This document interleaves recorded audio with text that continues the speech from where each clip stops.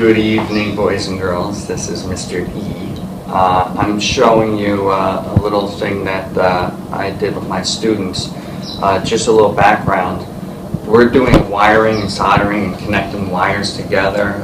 You should be able to see this. Long story short is my students need to solder wire together. And I'm going to show you how I did this for about the past 10 years.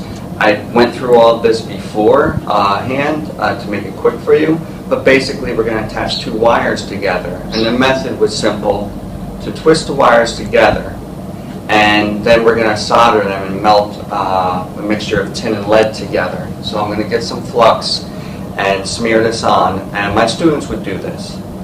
And at this point, this is where the no-tech item I created came into play. In the past 10 years, they would have to solder the wire from the bottom with a gun or an iron and try to steady the wire and melt this hot solder on. So it's kind of sketchy at best. And here it kind of goes, and I'm moving this, and this is real hot, it's molten metal. So the kids practice on this, but I saw a lot of them not do too well. So what I did was look in and research, and they sell these little solder stands. So the idea behind this was two alligator clips, and you can adjust this and move it, and you can see how fast, the kids smear this on, the flux, they get their soldering instrument, whether it's a gun or iron, they can heat from the bottom and melt this from the top. The problem with this is when I have 18 students, I have to buy about 18 of these stands with a small to no budget. These stands are about $22. Now I'm dropping solder.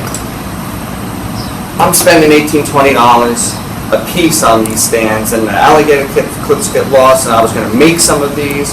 So I came up, and again, thanks Mr. Murata for having me think outside the box. I would throw it, but it's expensive. Let's put that aside, and I just kind of thought this up, so I'm pretty proud of myself. Here are these little binder clips, and I was thinking of how I could do some kind of no-tech, low-tech device. I'm going to solder this, and I actually just made a dry run like 10 minutes beforehand. But the kids would twist this wire up, and they just pinch it. They pinch it, and this does the same, basically the same idea or the same concept as it just holds the wire in place. The idea behind this is it takes the concept behind this $20 item that I got to buy times 18, and I have these clips readily available. Basically, I'm going to throw out all my college work that I saved for my thesis and all the clips I can use for soldering with the kids. So recycling, cheap, effective, bada bing, done. Here's a tip from Mr. E. Come back probably about 10 minutes. I'm going to show you another one. Here's something that involves no tech. I work obviously in the auto shop. You can pan around and see how big it is. And while I'm still talking and you're looking, when I tell kids to get tools from here or there, a lot of my students, or quite a bit of them, they don't understand the difference between metric tools and standard tools and fractions and all that. So if you look, my toolbox is neat, but there's a slew of wrenches. Some are metric, some are standard, big, small. I tell kids to go in here, and you can see how confusing it is with all this shiny stuff. So there's two different types of vehicles, foreign and domestic. Either a car uses metric tools, which are millimeter, or they're going to use fractional tools. So if you kind of walk with me over here, I have a tool board set up, and from a distance, all the way from my classroom, I can tell the kids to kind of go to the metric side or the standard side. And instead of trying to read numbers or read fractions, if I open this up, I don't paint my own tools, but I paint into tools Ramsey blue and gold, or blue and yellow. All of the fractional tools are going to be blue. All of the metric tools are going to be yellow. And I even went further with flathead screwdrivers are yellow, Phillips head are blue. I even wrote them down, wrote the names down. I wrote some more information up here, what the sockets and wrenches are and the drive sizes. But the color is the key. The color right from, I can be 40 feet away and know if a wrench was put in the wrong spot. You know, it's one of these things doesn't belong. And it just cuts down over the time of the day with going and trying to get the right tools and getting them in the right area. And then once they're in this area, as far as metric or standard, they can start to figure out what's what and what they need. And I always say, whatever wrench you think you need, you grab it, and then you grab the next size smaller and the next size bigger. And then when you walk all the way over to the car, instead of walking back and forth 3 times, you got 3 shots at what the wrench is. It might be a little smaller, it might be a little bigger, but at least you don't have to go back and forth 3 separate times and waste that time. You know, I only got 45 minutes between classes. So again, it's cutting down on time and helping out the kids with the math and the fractions and the millimeters. That's tip number 2. Stay tuned. Mystery again, a final tip. I was thinking of a couple things, but when I was going over my electrical stuff and soldering, we're dealing with molten metal and hot items. Now, one of the things that melts solder is a soldering gun. You melt solder with wire and you can put it down on a table and it won't burn, and you can grab it and you'll be okay. The other form of heating up solder is with a soldering iron, and you would just get solder and melt the solder on wire. Well, you have to have a stand for it or a holder. And once again, these holders are, I think they're about, I got them cheap, like $12, $14. Some of these are very expensive. Now, I bought these because I needed them.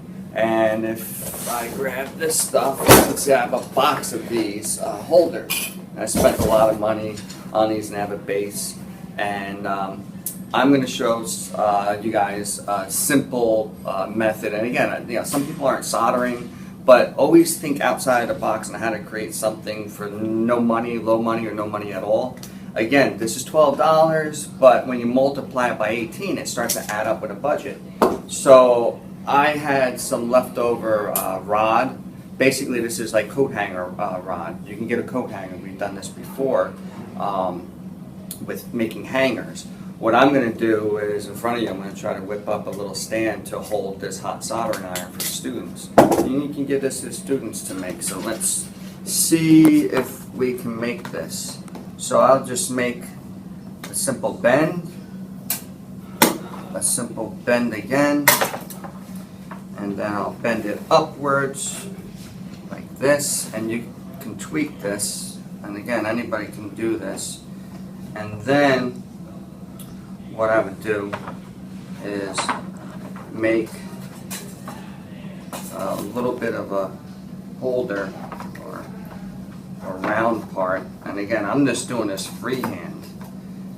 I would probably do it again with a little round pipe or a tool in the shop, but holding this in a stand, well, this isn't really that great. I could shape this more and more and make it a little tighter. Let's see if I can just do this by hand without getting any other tools involved. Collapse this down and maybe make it just a little bit smaller so you get the idea. Bring this out. Push this down. And you have your stand. And again, this is like kind of like spur of the moment. Took me 30 seconds to do it. I will probably make these a little bit stronger and make them a little bit tighter and just wrap it around a socket or a screwdriver that I have. But you get an idea. And one of the last things I have is I always, again, it might be a no-tech approach to something, but I always try to have a funny saying that the kids can remember, especially when it's with safety. So these things are hot, they can burn your desks, they can roll around, they can burn your fingers. So I always say, If it's not in your hand, it's in the stand. I want to thank everybody for watching. Some of the tips, or pretty much most of the tips I used here, are for my content area, technology education, the auto shop. I'm not going to try to teach you reading and writing strategies for young children. My idea was to show everybody what you can do in your own classroom, and it's just kind of thinking outside the box for 5 minutes. If I can do it, anybody can. I'm not trying to reinvent the wheel.